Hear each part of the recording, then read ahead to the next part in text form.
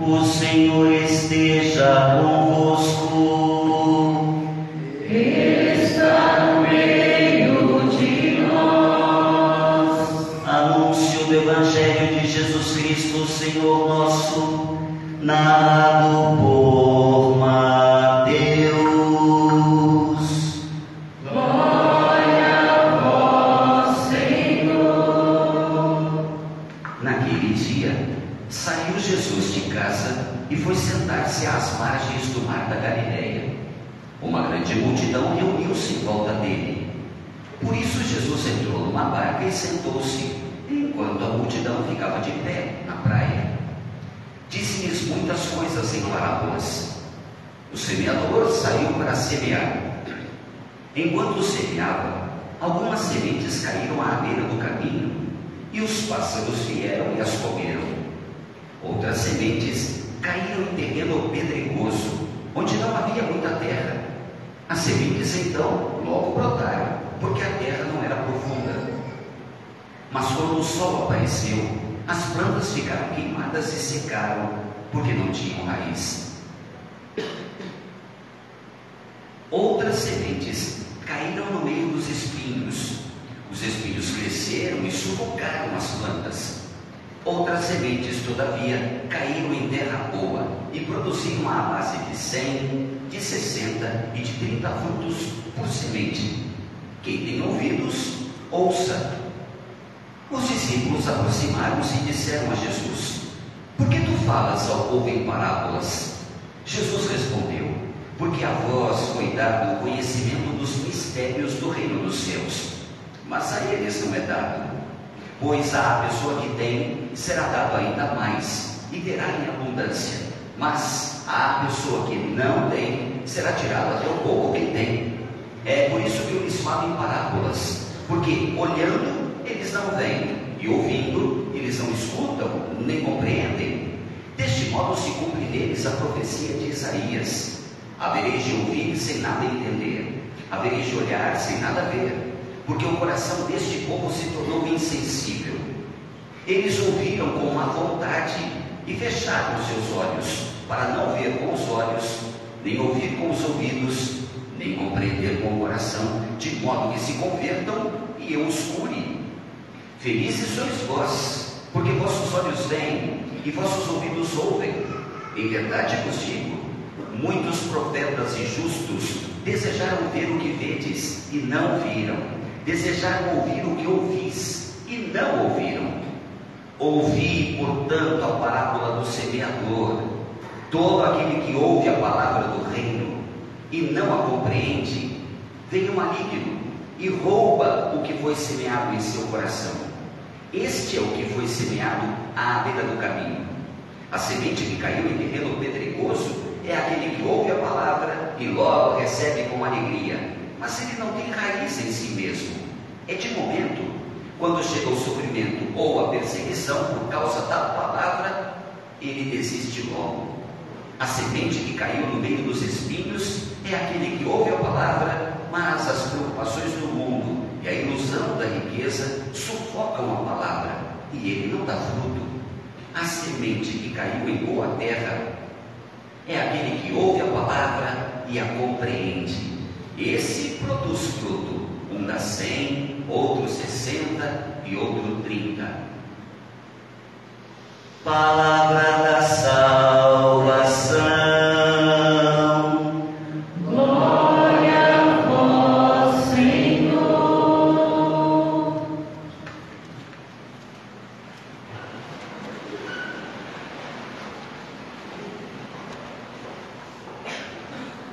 Destaque tem nesta liturgia do 15º domingo do tempo comum a importância e a eficácia da palavra de Deus. Aquilo que de sua boca sai produz os efeitos queridos por Deus. Deus diz, e o que ele diz se cumpre, se faz, se dá. Assim como ouvimos há pouco na primeira leitura, a profecia de Isaías: neve e chuva caem do céu, e para lá não voltam, antes de regar a terra, fecundá-la e então permitir que a semente ali possa germine. Assim é a palavra de Deus, uma vez dita por Ele aos homens, não volta vazia para o céu, para esse mesmo Deus que a pronunciou. Realiza aquilo a que veio, cumpre a vontade de Deus. A natureza obedece a Deus. Montanhas podem ser transpostas daqui para ali, a uma só ordem, palavra de Deus. Ele diz: fia-te, e tudo se fez. Porém, o coração humano não é como a natureza que vemos. Embora o homem seja obra-prima de Deus, nem sempre obedece àquela que é a sua vontade, nem sempre cumpre uma ordem sua, ou mesmo se aproxima quando ele acena desejando esta aproximação. O coração humano, tendo sido por Deus feito livre, um mau uso não o faz da sua liberdade, para então afastar-se de Deus, com todos os dons que Ele dera, até mesmo para a distância ofender a Deus, rir de Deus, quem sabe cobrar de Deus algum feito, algum milagre, algum presente que julga o homem merecer. Que coisa, não? Essa palavra que sai da boca de Deus fora dirigida aos homens desde sempre, mas chegada à plenitude dos tempos, não mais serviu-se Deus de profetas e reis para falar aos seus. Enviou a palavra eterna, o seu verbo, para estar entre os homens. E o verbo que deixa o céu para estar com os homens, no tempo é conjugado. Ou seja, este Cristo Jesus, Filho de Deus, o verbo de Deus, quando se encarna, assume a nossa realidade humana, insere-se numa cultura, tem uma língua com a qual falará aos homens, fazendo-se entender e revelando aos homens o Pai. Este Cristo Jesus não dispensa a ninguém do compromisso de se converter e se santificar. Por isso dirige a todos a sua palavra, que é semente, para que caia em todos os corações, por conseguinte, em todos os solos.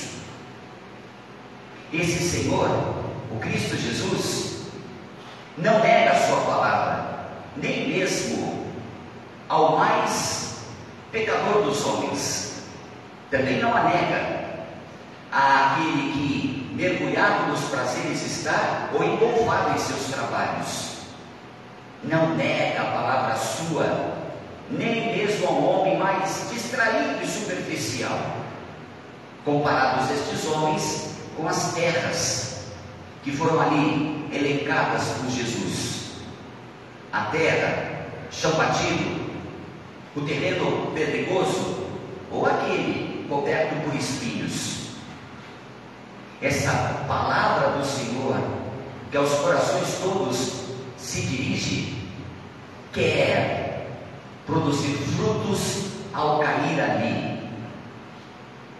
E se esses frutos não são produzidos, a culpa não é do semeador, senão do coração, que a semente não acolheu.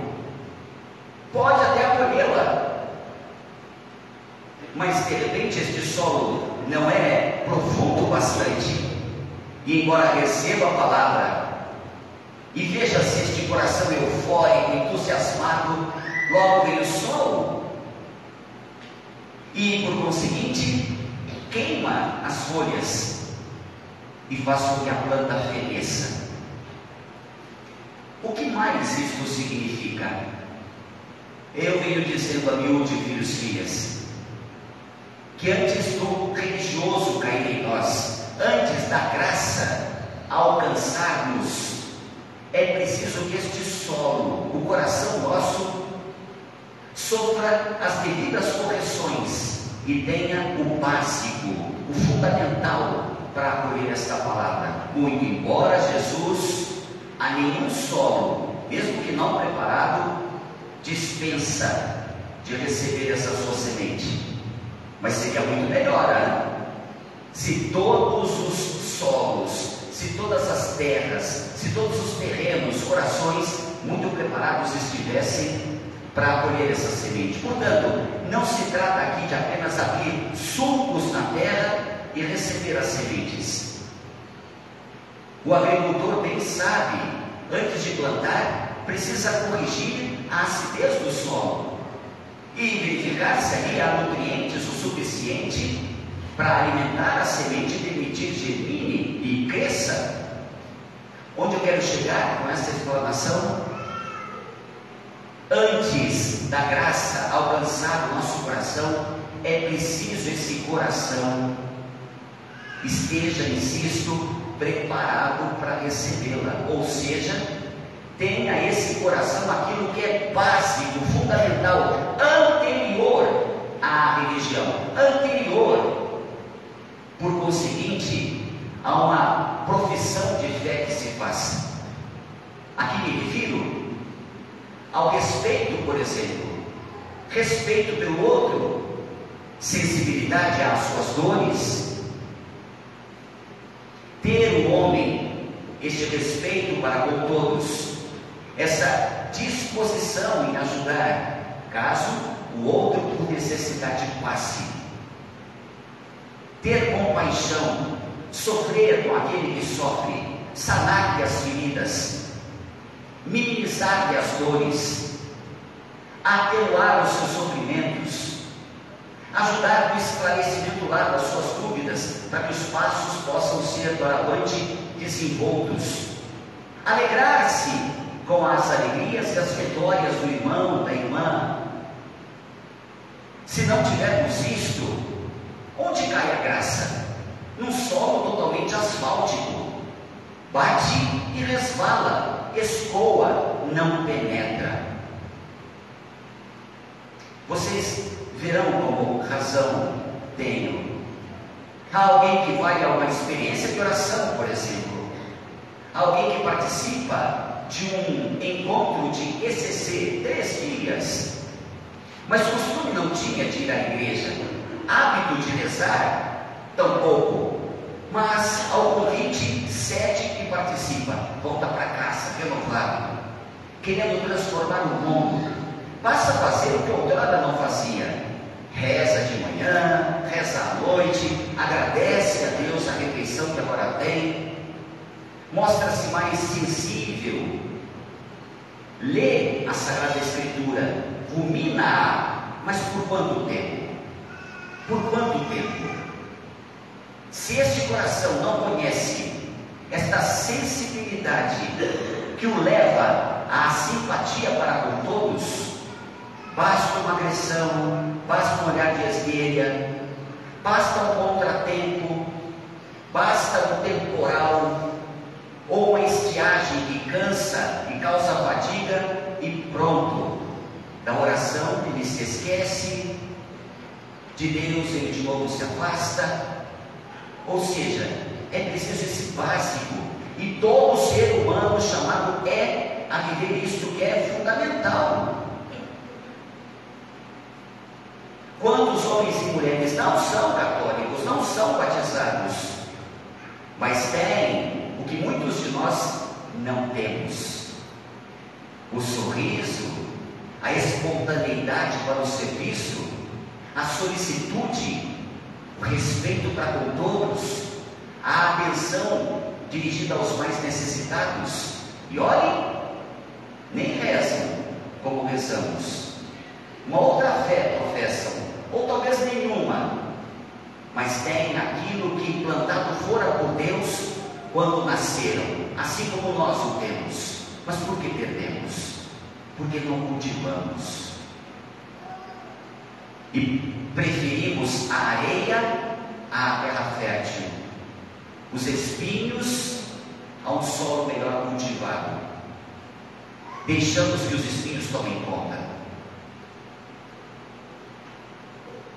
Olhar para a liturgia de hoje significa ter os ouvidos atentos à vontade de Deus e um coração receptivo. Precisa no coração haver primeiro esse amor. Mas, padre, é tão difícil encontrar amor hoje nos corações, porque os corações não começam com a simpatia. Já é um bom passo para o amor que se quer e se espera. Ser simpático. O que custa sorrir? O que custa dizer obrigado, ou por favor, por gentileza? O que custa ceder o seu lugar para o outro? Ou isso, queridos, ou vai a palavra cair no coração nosso e resvalar, sair pela tangente, escorrer sem nos penetrar. É como alguém que reza, esperando que do céu chovam graças, mas ao mesmo tempo que espera por essas graças e as pede, abre um imenso guarda-chuvas, impedindo que esta graça penetre no coração e more também no corpo.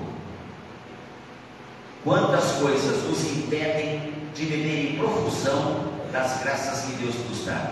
Eu peço de joelhos, mas em seguida, na prática, ofendo a minha esposa, maltrato os meus filhos, sou infiel aos propósitos que com Deus assumi, bem ali na prática do dia a dia.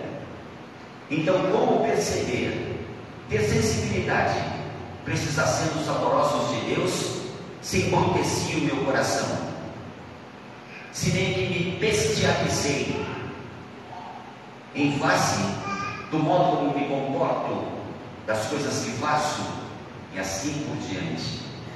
E aí, claro, muito que, aspas, naturalmente, passa esse homem de coração sólido, duro, a se queixar de tudo. Já viram? Nada está bom, nada é suficiente. São Paulo referiu-se a isso com outras palavras na segunda leitura de hoje, dizendo: os sofrimentos por que passamos, por mais atrozes e dilacerantes que sejam, nem se comparam àquilo que teremos no céu e lá seremos. Mas quem se lembra disso? Quem aqui, passando por dificuldades, se lembra disso? Recorre à promessa que Jesus fizera. Quem? Somos tão imediatistas, superficiais, empedernidos, impermeabilizados à graça, que não sabemos esperar, não sabemos pedir e não sabemos viver aquilo que pedimos e agora recebemos.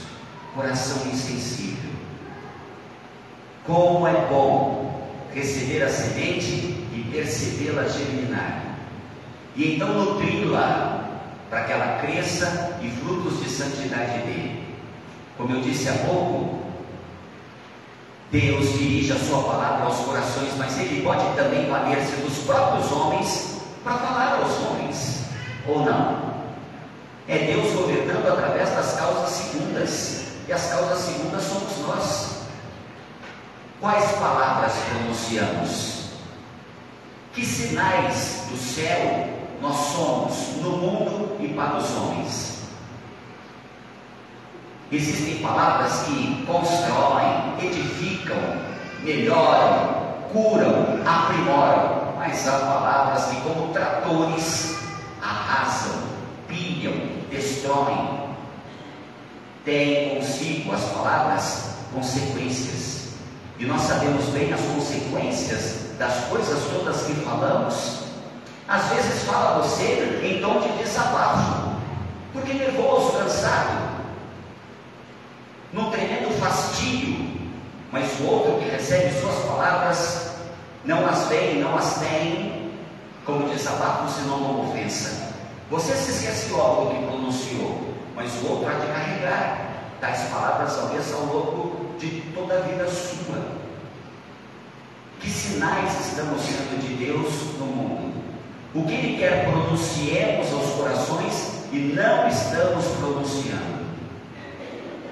Nossa, Padre, por que tanto pobre no mundo? Por que tantas pessoas passando fome? Será que Deus não vê? Vê. Será que Deus, Ele próprio, não pode socorrer? Quer, mas quer fazê-lo por seu intermédio, por meu intermédio também. Ou seja, aquele que ali tem fome, Deus quer alcançá-lo e alimentá-lo por seu e por meu intermédios. Quer valer-se das nossas mãos para entregar-lhe o pão. Deus não fecha os olhos, mas Ele nos quer instrumentos para tal. Será que Deus não vê? Vê. Será que Deus não quer curá-los? Quer. E quer valer-se dos seus pés, das suas mãos, dos seus lábios, para as palavras mais acertadas. E nem sempre é isso que fazemos. Nossa, você está doente? Pois é, estou pedindo a Deus para melhorar. Eu também vou pedir, mas saiba que isso aí é muito grave, viu? Nossa, eu tenho um vizinho que doente desse modo não durou 3 meses. É isso que somos. É isso que queremos ser para o outro. Nós conhecemos a Deus e sabemos a ressurreição. Por que não anunciar a vida em lugar de promover a morte?